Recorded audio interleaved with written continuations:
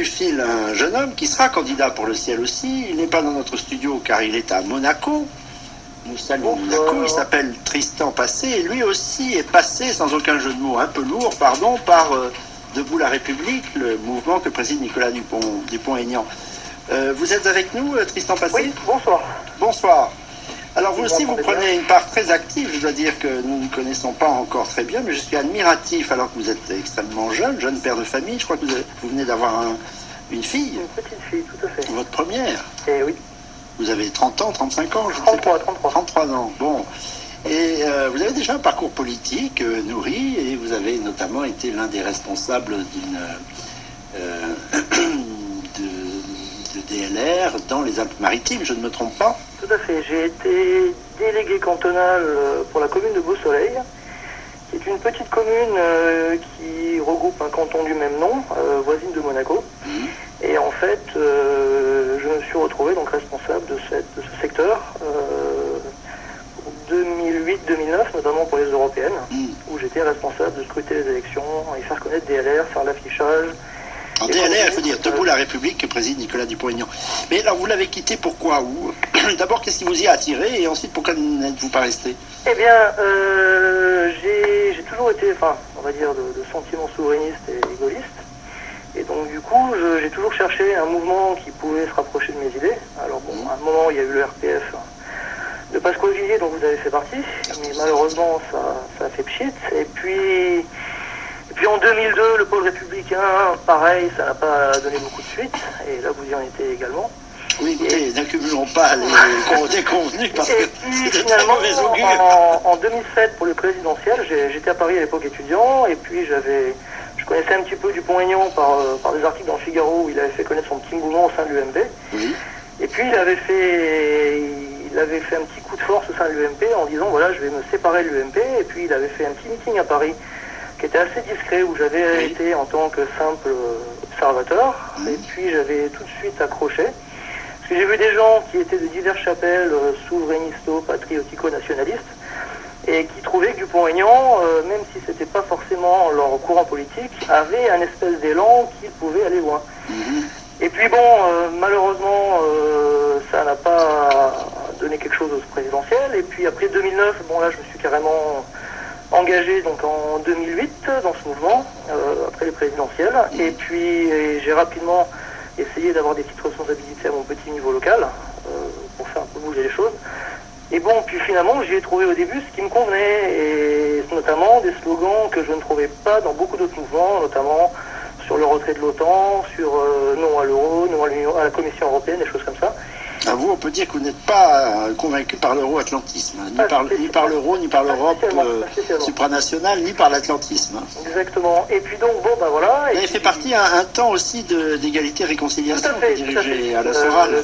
Dès 2007, Ah, c'était avant DLR. C'était avant DLR, voilà. Et puis j'ai essayé de trouver des ponts entre les deux mouvements. D'ailleurs, beaucoup de gens qui étaient avec Alain Soral à égalité et réconciliation avaient un certain intérêt pour les paroles de Dupont-Aignan, et vice-versa d'ailleurs. Bon, et puis après, vous savez, comme la politique est difficile, de tendre des ponts, malheureusement, entre diverses chapelles. Oh là là là là. Chacun pensant avoir raison, etc. Arriverons-nous à les dépasser jamais? Voilà. Donc, et puis finalement, bon, bah, j'étais assez dégoûté, on va dire, par l'aventure DLR, puisque je me suis rendu compte que finalement, il y avait des bonnes volontés au sein des militants et des cadres locaux, notamment dans mon département, les Alpes-Maritimes. Et puis après, bon, quand on voit une espèce d'inertie à un rang supérieur du mouvement, des gens qui ne veulent pas forcément bouger beaucoup, par peur, je ne sais pas, de se faire peur eux-mêmes à se radicaliser un petit peu trop dans les slogans, enfin, sans pour autant passer dans la violence politique, mais disons quelque chose un peu plus conséquent. Donc je sais pas, peut-être une peur de trop exister. Donc finalement, bon, j'étais déçu, j'ai quitté ce mouvement. Et puis j'ai rejoint donc le RIF récemment. L'été dernier. Mais comme vous dites, il faut dépasser toutes ces Il faut dépasser tout ça, exactement. Peut-être qu'il y a une certaine errance de nous tous parce que les circonstances n'étaient pas là en réalité. Je crois que on peut pédaler assez longtemps dans l'irrémédiable en matière de politique quand les circonstances ne se prêtent pas à la création d'une vraie force politique. Bon, alors, est-ce qu'elles le sont? Je crois que oui, nous l'allons voir. tous les cas, je vous remercie beaucoup, Tristan, Si vous me permettez pour juste, la Paul part Marie, que vous y prenez dans cette aventure. Oui, je vous en prie. avec des amis, nous avons créé un petit mouvement au niveau local à Nice, que nous appelons les non-alignés. Alors je sais que cette appellation vous plaît beaucoup, non-alignés, puisque en référence à votre discours notamment que vous avez fait à Nice en septembre. Et en fait, c'est un petit réseau métapolitique transcourant et internationaliste, basé sur 3 concepts: souveraineté, identité et solidarité, personnes qui en font partie. Et nous essayons, par information, de réinformation, de vidéos, d'alternance, d'essayer de voir quelles sont les nouvelles résistances au mondialisme que nous trouvons aux citoyens lambda, à notre petit. Et nous sommes ouverts à toutes les banques, du moment que notre trinôme souveraineté, identité et solidarité locale. Alors si je peux éventuellement les sites. Allez-y. www.lesnoms-ali, le petit tiré du milieu.fr. Très bien. -nom-aligne. Voilà, je vous remercie. Non, c'est moi qui j'insiste sur ce fait que internautique, comme beaucoup de gens de votre âge, vous animez, je dois le dire, .org, en êtes le maître, on doit dire en français. Vous aidez aussi à faire le site du ciel. Vous serez candidat du quelque part dans le sud-est, mon cher Tristan. Je vous remercie beaucoup de cette... J'espère qu'un jour vous viendrez à Paris, parce qu'on on se parle beaucoup. L'Internet nous permet de parler tous les jours, mais il faudrait bien que nous nous voyions et que vous veniez ici. Je vais essayer de venir en février. Et vous viendrez ici à Radio Courtoisie. Merci beaucoup, Tristan Passé. Et à bientôt.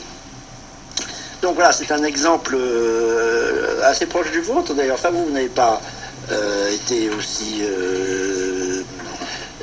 nomade, Al-Karimouchi, encore vous êtes vous aussi passé par DLR. Oui, j'ai fréquenté ce mouvement et j'y ai même adhéré, pour être très clair, en 2009. Et j'y ai côtoyé comme Tristan des gens de qualité, des militants et des cadres dans le Val d'Oise que j'apprécie et à l'égard desquels je maintiens mon amitié. Le Debout la République, oui. Et j'ai quitté effectivement ce mouvement, sentant pas en son sein une évolution possible vers ce qui me paraît essentiel aujourd'hui, c'est de créer une dynamique autour de Marine Le Pen, qui est la seule, me semble-t-il, capable de pouvoir transcender les clivages droite-gauche et poursuivre les idées que nous avons abordées tout à l'heure. À partir de ce moment-là, le choix était vite fait.